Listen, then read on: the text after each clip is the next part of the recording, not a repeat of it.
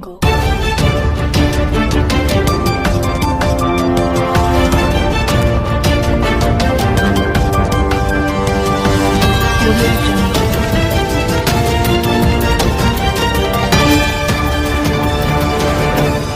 It's exposed time news.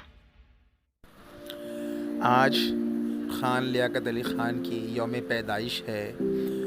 अहले पाकिस्तान की तरफ से ख़ान लियाकत अली ख़ान की अज़मत को, उनकी जुर्रत को, पाकिस्तान से मोहब्बत को सलाम।